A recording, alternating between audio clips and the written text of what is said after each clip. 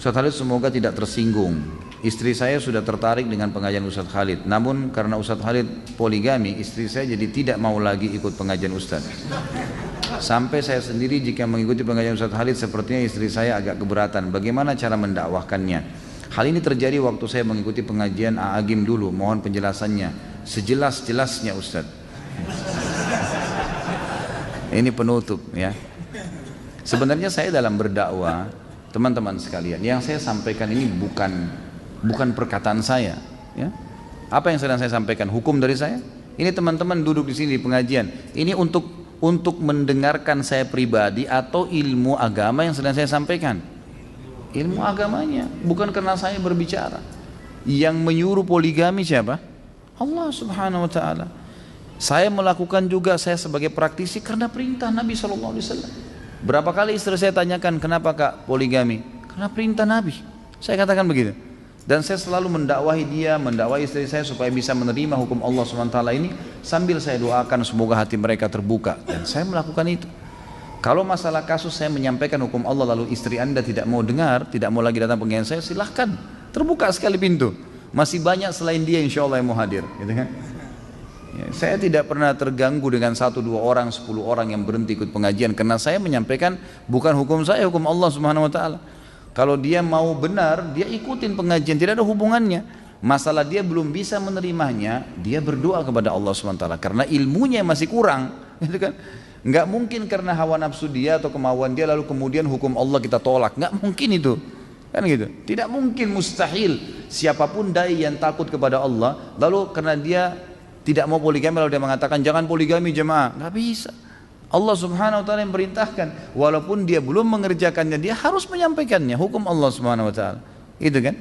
Kalau masalah dia tidak mau hadir silahkan, ahlan wa sahlan. Mau hadir alhamdulillah. Yang penting saya menyampaikan ilmu Allah Subhanahu wa taala dan saya doakan mudah-mudahan Allah membuka hatinya. Biasanya justru orang yang kritis nanti malah dia yang hebat menerima tuh ya. Biasanya begitu. Ya, mudah-mudahan insya Allah gitu kan, seperti itulah. Kalau antum mau hadir pengajian yang antum hadiri itu bukan istri yang mengatur. Kenapa harus diatur sama istri? Majelis ilmu antum wajib hadirin. Kalau istri nggak suka terus kita nggak hadir, nggak ada hubungannya. Kan itu. Harus ar-rijalu qawwamuna 'alan nisa. Laki-laki yang menentukan perempuan, kalau perlu kamu harus hadir ke pengajian ini. Kita yang tentukan, bukan dia yang tentukan, kok terbalik nih. Kan itu. Harus perempuan dipimpin oleh laki-laki, bukan perempuan yang pimpin laki-laki, jangan dibalik. Kalau dibalik jadi kacau semua nih nanti. Sudah hukum Allah begitu teman-teman sekalian. Dan dengan dipimpinnya perempuan bukan berarti perempuan terhina. Justru perempuan dengan fitrahnya butuh dilindungi dan dipimpin. Memang gak bisa jadi pemimpin. Memang gak bisa, fitrahnya begitu.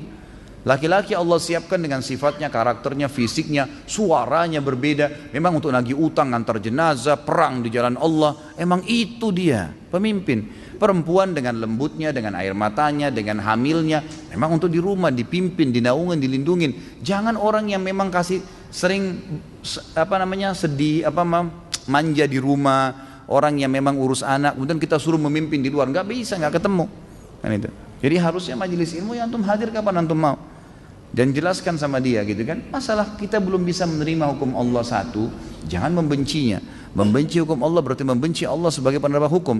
Saya dan siapapun teman-teman dai akan menyampaikan yang benar kalau dia takut kepada Allah Subhanahu wa taala. Allahu alam. Mudah-mudahan Allah membukakan hati-hati setiap orang muslim untuk bisa menerima hukum-hukum Allah Subhanahu wa taala. Dan ingat teman-teman sekalian, majelis ilmu gunanya untuk mengubah kita menjadi lebih baik. Kalau memang kita tidak bisa berubah menjadi lebih baik, maka tidak usah hadir majelis ilmu, gitu kan? Ilmu tujuannya untuk menambah ilmu kita, mengubah kita menjadi lebih baik, lebih patuh kepada Allah. Dan dunia ini sebentar, kita akan lalui menuju akhirat. Semua orang yang menolak hukum Allah di dunia, wallah, demi Allah teman-teman, menyesal di akhirat. Menyesal, oh coba dulu saya terima, udah gak bisa, udah meninggal. Allah yang terapkan, tidak mungkin salah hukum Allah SWT. Kita yang harus bisa adaptasi. Kenapa Allah buat Ramadan sebulan ya? Allah maunya begitu, patuh. Kenapa nggak sehari aja Ramadan ya? Allah maunya begitu. Kenapa asar 4 rakaat ya, duhur 4 rakaat? Kenapa nggak digabung aja jam 2 sekali 4 rakaat? Loh Tuhan, kamu maunya begitu. Kitanya harus belajar, gitu kan? Kalau kita protes susah, nggak terima. Di akhirat rugi, di dunia juga rugi, kan gitu. Jadi harus hukum Allah diterima, pencipta. Jadi harus fahamin ya masalah ini. Allahu a'lam.